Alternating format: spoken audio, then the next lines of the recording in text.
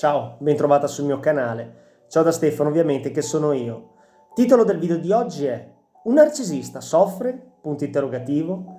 Allora, prima di iniziare ti voglio chiedere se per favore puoi mettere ai like a questo video, così che mi aiuti a far crescere il canale e potrò continuare a fare video sul narcisismo. Grazie.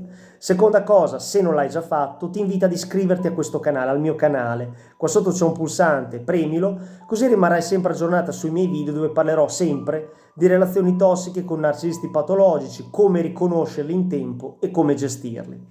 Chiusa parentesi. Questo video mi è stato richiesto da una ragazza che segue il mio canale, che si chiama Deborah, che ovviamente saluto, ciao Deborah, che mi chiede: ma un narcisista patologico può soffrire? Una persona del genere sembra che non lo scalfisca nulla, sembra che lui sia il dominatore del mondo, ma è proprio vero? Non c'è nulla che lo faccia star male? Allora, partiamo da un presupposto. I narcisisti patologici, come al solito dico, possono essere sia maschi che femmine. Una persona avente disturbo narcisistico di personalità è una persona che ha un disturbo egosintonico, che significa che lui sta bene con se stesso o lei, cioè il narcisista. Non si reputa sbagliato, ma reputa gli altri sbagliati. Ricordati che un narcisista patologico vede tutte le persone come oggetti da utilizzare per poi scartare. Ha delle caratteristiche molto precise, che sono la mancanza di empatia, quindi lui non si riesce a immedesimare negli stati d'animo altrui, il sadismo, gode nelle sfighe altrui, la grandiosità, si sente superiore a tutti quanti, è estremamente invidioso, estremamente permaloso, quindi odia le critiche ma vuole soltanto degli elogi, perché è la persona più fragile del mondo. E perché lo dico? Semplicemente per il fatto che un narcisista patologico vive per le lodi altrui. Se non è continuamente lodato, se non è continuamente al centro dell'attenzione, si sente male e si sente depresso. Quindi, per rispondere, un narcisista soffre? Sì, quando non è al centro dell'attenzione. E mi attacca allora al tuo discorso. Qual è? Una cosa che può interessarti. Qual è? Ricorda una cosa, che se un narcisista patologico ti lascia, vuol dire che ha qualcos'altro per la testa. E che cos'è qualcos'altro? Che cos'è questo altro per la testa? Può essere un'altra partner o un altro partner, oppure può semplicemente voler star solo con i propri amici, ma al momento non è interessato a te. Però ricordi che un narcisista patologico vuol stare, come ti dicevo, al centro dell'attenzione. Finché tu lo insegui, sbirci sui social, lo chiami, guardi i suoi stati WhatsApp, lo messaggi, cerchi notizie su di lui, gli dai rifornimento narcisistico. Se tu smetti di contattarlo, guardare tutto di lui, ti fai un'altra vita, proprio ti fai un'altra vita, credimi che ti tornerà a cercare. Quando ti tornerà a cercare, tu disintossicata non lo vorrai più. E allora vedrai che un narcisista patologico può soffrire. E sai perché? Soprattutto se ti vede con un altro uomo o con un'altra donna, insomma con un altro partner, perché farà di tutto per rivolerti indietro. E sai perché? Perché il narcisista patologico è un bambino mai cresciuto, dai 0 ai 7 anni, che ha tanti giochini, all'harem, no? Ma quando un altro bambino entra nella sua camera e gli prende un giochino che lui non guardava, il narcisista bambino lo rivuole indietro. Stessa cosa, se tu trovi un altro partner, lui ti vuole indietro, lo vedrai piangere, lo vedrai per promettere mari e monti, lo vedrai anche pentirsi di tutti i sbagli che ha fatto semplicemente per riaverti indietro. Quando ti avrà riavuto indietro ti riscarterà, quindi è un gioco al massacro. Con un narcisista patologico non ne vieni a capo mai, non gli insegni nulla e lui non cambierà mai perché non si sente sbagliato.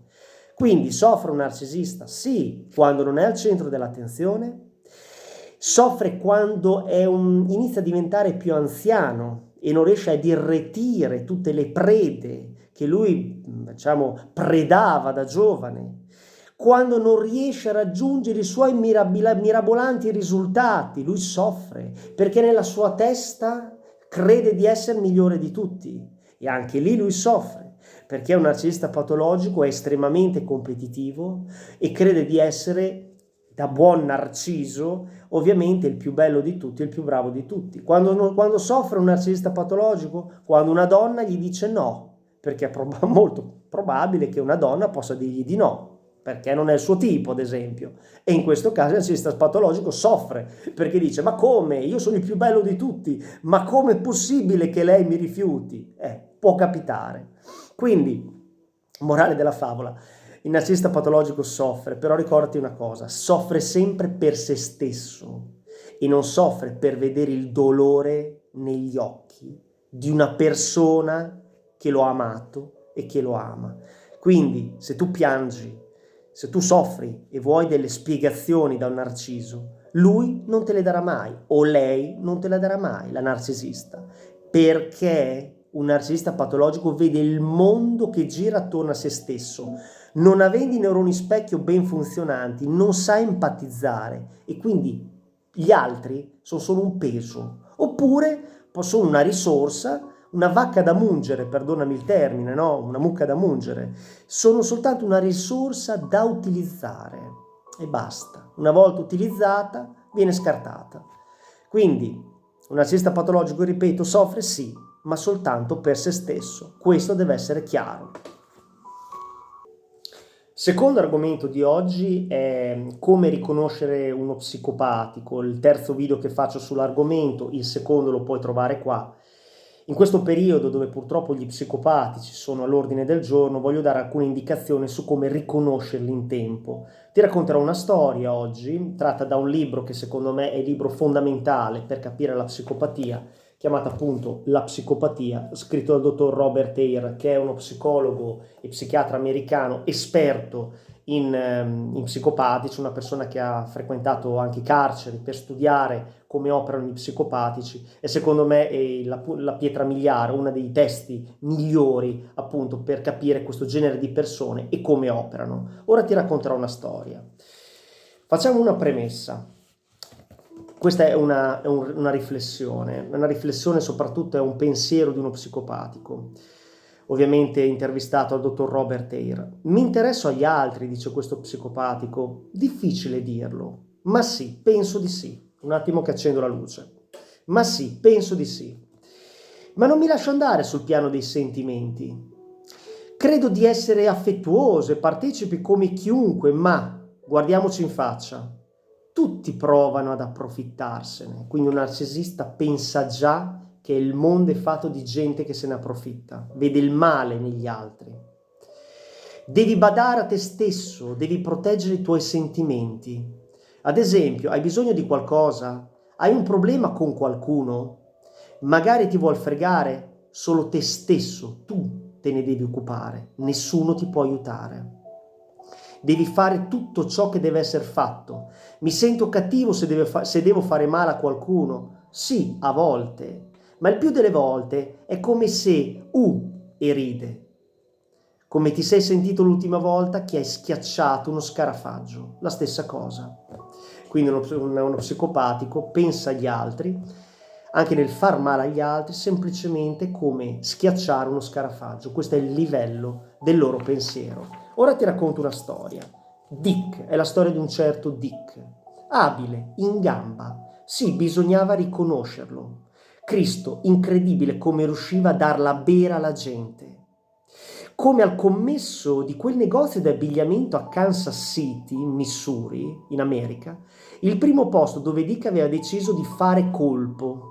Quanto a Perry, che era un amico di questo Dick, lui non aveva mai cercato di sbolognare un assegno. Era nervoso, ma Dick gli disse: «Ho solo bisogno che tu sia lì con me, non ridere e non meravigliarti di qualsiasi cosa io dica. Queste faccende bisogna improvvisarle». Insomma, i due erano entrati in un negozio d'abbigliamento e Dick non aveva di certo buone intenzioni e ovviamente il suo amico Perry doveva fargli da spalla, ma Perry, tra virgolette, era un ragazzo normale. A quanto pareva Dick era tagliato per l'impresa che si proponevano, era disinvolto e con disinvoltura presentò Perry al commesso come un amico che si sposa tra poco e proseguì: «Io sono il suo testimone, sto aiutandolo a comprarsi gli abiti che gli occorreranno». Potremmo dire, il suo corredo. Cercava già di ingraziarsi il commesso, cercava già Dick di fare delle battute per rendersi simpatico.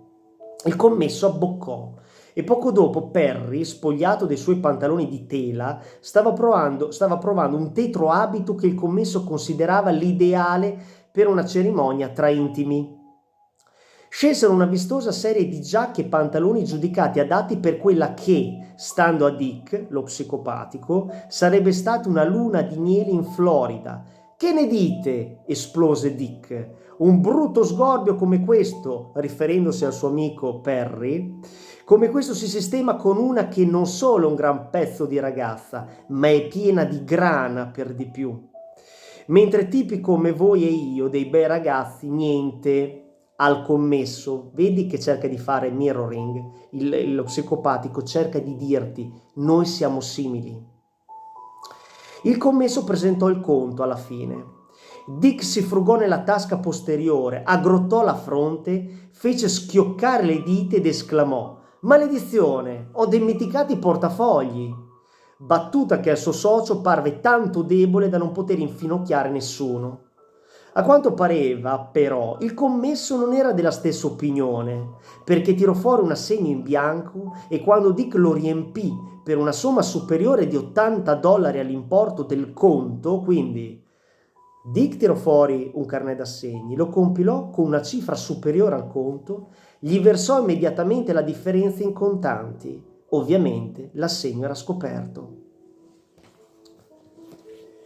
La psicopatia del dottor Robert Hare. Quindi stai molto attenta alle persone che subito vogliono farti colpo, che subito sembrano le più simpatiche del mondo, ma quando c'è da pagare hanno sempre un inghippo. Ecco, attenzione, perché se lo risolvono in maniera strana, come ad esempio Dick fece attraverso un assegno in bianco, staci attenta perché potrebbe essere un segnale di aver, insomma, potreste avere di fronte uno psicopatico. Questa è una cosa molto importante da riconoscere in tanti aspetti della vita: amore, amicizia, sul lavoro e ovviamente anche in famiglia, perché gli psicopatici, ahimè, si nascondono dappertutto. Stiamo uniti, eleviamoci sopra i narcisisti patologici, ricorda e ripeti il motto: l'empatia diverrà la mia magia. In un mondo sempre più egocentrico, quindi narcisistico, persone empatiche sono davvero preziose. Tieni buona questa tua qualità e diffondi più notizie possibili in merito al narcisismo patologico, perché la conoscenza salva la vita. Ci sono tante persone che soffrono e andrebbero informate. Grazie di avermi seguito. Ciao da Stefano.